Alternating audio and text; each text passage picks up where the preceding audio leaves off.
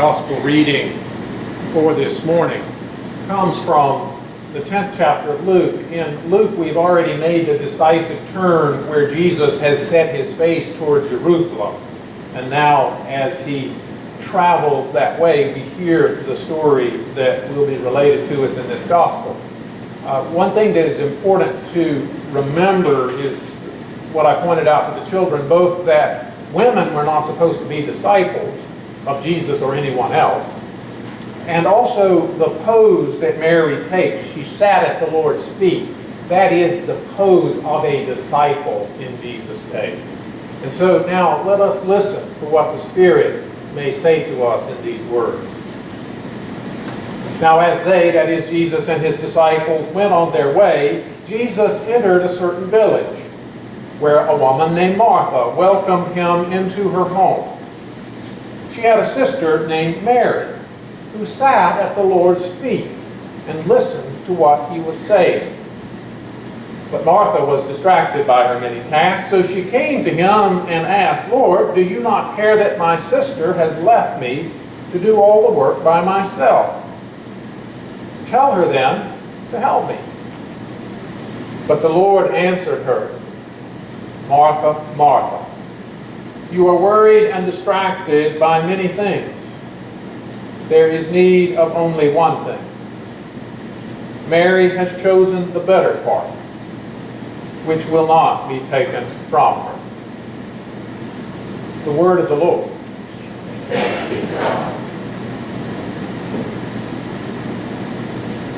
When I come into my office each morning, like a lot of folks, I turn on the computer and check my email. And often there's something there in the email that needs to be handled or dealt with, but if there's not, there's usually plenty else to do. There's a sermon to write, there's bulletins and newsletters to work in, there's a meeting to prepare for or to attend, there's a class to get ready, there's visits to be made, a visit to the hospital, and so on. And I actually like the fact that my job involves a varied day, that lots of different things tend to pop up from day to day. It can make for busy and long, hectic days, but it can also be quite rewarding. So I'm not complaining at all. But sometimes at the end of a very long day, it will dawn on me that the one thing I haven't found time for in that day is God. Oh, I may have worked on a sermon that was about God, but I haven't actually talked with God, been aware of God, sought to find God. Now, if this is a problem for me more often than I would like to admit as a pastor, I can only imagine what sort of struggle it may be for other folks. A businesswoman gets up early to prepare for the day. She gets ready as at the same time she drags sleepy children out of bed and gets them off to school or to daycare. In this tough economy, her company seems to expect her to do more and more with less and less staff to help her.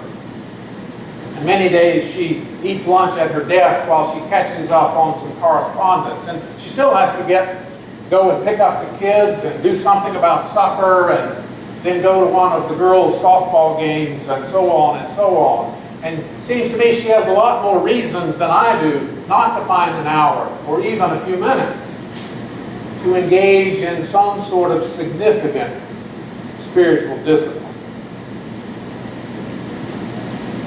And some of the research that has been done recently on why fewer and fewer Americans are participating in the worship life of congregations, a number of folks cite the fact that Sunday morning is the one time they feel like they can really relax, that they can sleep late, that they can catch up on their rest, that they can spend time with family.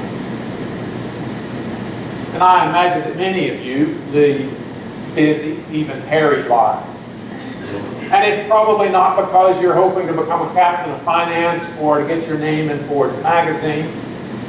You're just trying to get by. To do enough so that you can make ends meet, so that you can cover the mortgage, raise a family, put gas in the car. And I may have already been thinking about how life's busyness distracts me from my own spiritual life when I first came to the reading from Luke this morning. That may explain why I saw it in a light I had never seen it before. Usually I've seen this passage to be about Jesus praising Mary when she neglects her domestic duties and sits at his feet, that is, takes the pose of a disciple. I've seen that as something meant to empower women. To say that Jesus calls women to be disciples every bit as much as he calls men. And I still think that's an important thing to take away from this scripture reading. But what to do with Martha? It's been pointed out to me on a number of occasions, usually by a woman, that Jesus wouldn't have had anything to eat for supper that night, and he wouldn't have had a clean bed to sleep in if it had not been for Martha. Martha is the one in the passage who engages in biblical hospitality. This is a lot more than being kind and friendly. Biblical hospitality is a hospitality that welcomes and cares for the strangers. In this case, welcoming this traveler named Jesus into her home for the night. And of course, once you welcome someone into your home, well, you have to give them something to eat. And it's not like Mary has a refrigerator or a microwave or any prepackaged meals lying around the house. Inviting Jesus in for the night is a lot of work for her. No wonder she wants Mary to help her. But I think the fact that Jesus denies her request when she asked him to make Mary help her has caused us to presume that there must be something wrong with Martha. She's bad in some way. I think we're a little uncomfortable with this, but after all, Jesus does say Mary has chosen the better part. And so Martha isn't just hospitable and busy, she's worried and distracted. It says so right there in the Bible. But in truth, it does not have to be translated that way.